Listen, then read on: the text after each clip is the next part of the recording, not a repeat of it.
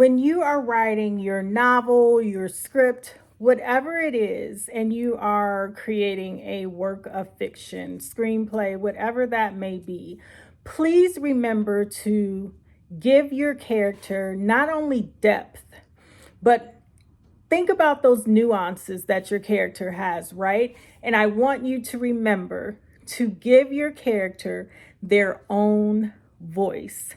This is something that I struggle with as a writer all the time. I mean, all the time.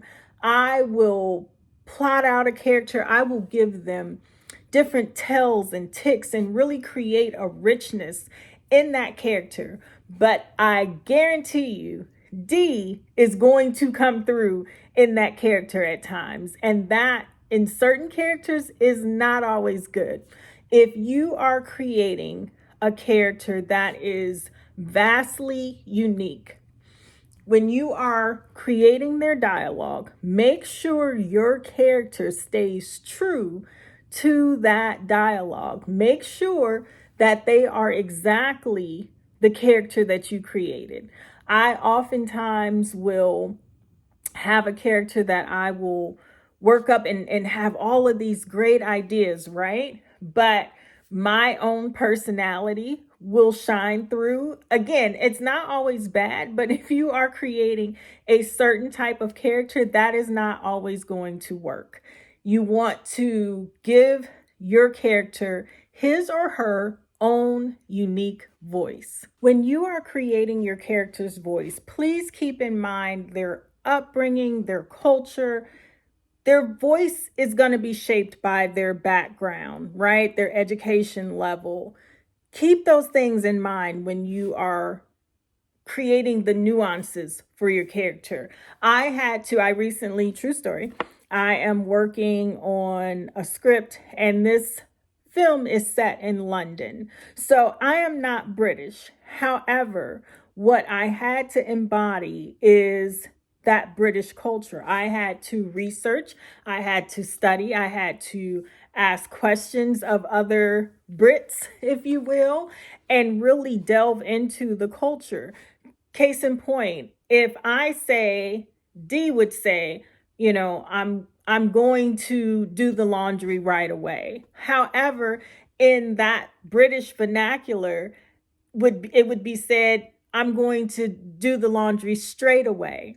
So they're just different little nuances. If you're going to truly embody that character and let your character shine through, you're going to have to delve into environment, education level, background, culture, really create so that character can have their own unique voice. I'm telling you, because again, like I said, I have a habit of letting D come through to my character, and that is not good. I need to be more consistent and make sure, because when I'm editing, I'm like, oh damn, D girl, you did it again. So I mean, I do catch it, but just keep in mind, I am always a work in progress. I am always learning. I am always striving to be the best writer I can be. So I want you to keep in mind when you are working on your writing to make sure your characters have their own unique voice. Give your characters a distinct speech pattern. And even if that means a catchphrase, because those work really, really well. If you, what was that? Billy Bob Thornton. I don't know why that just popped in my head, but it did. But in Sling Blade, the way his speech pattern was, and you knew he would always do that after he spoke. It was uniquely his, and you could hear it even now in the middle of a YouTube video trying to impart knowledge about unique character voices.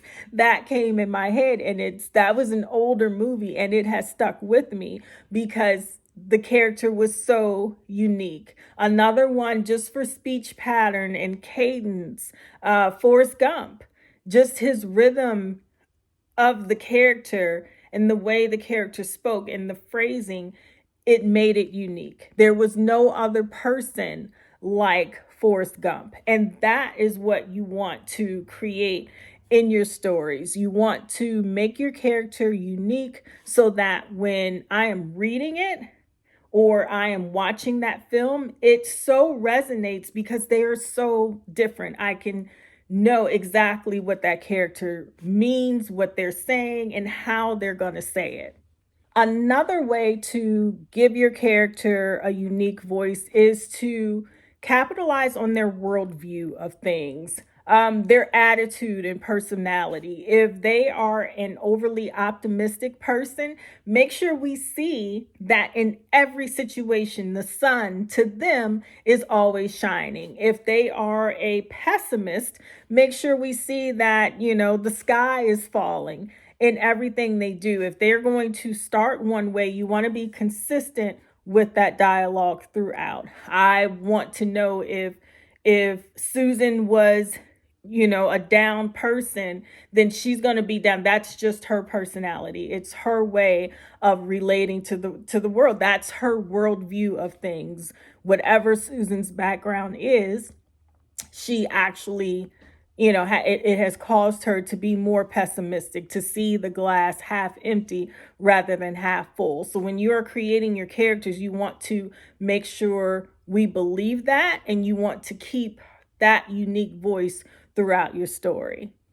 When you are creating your unique character voice, don't overscript it.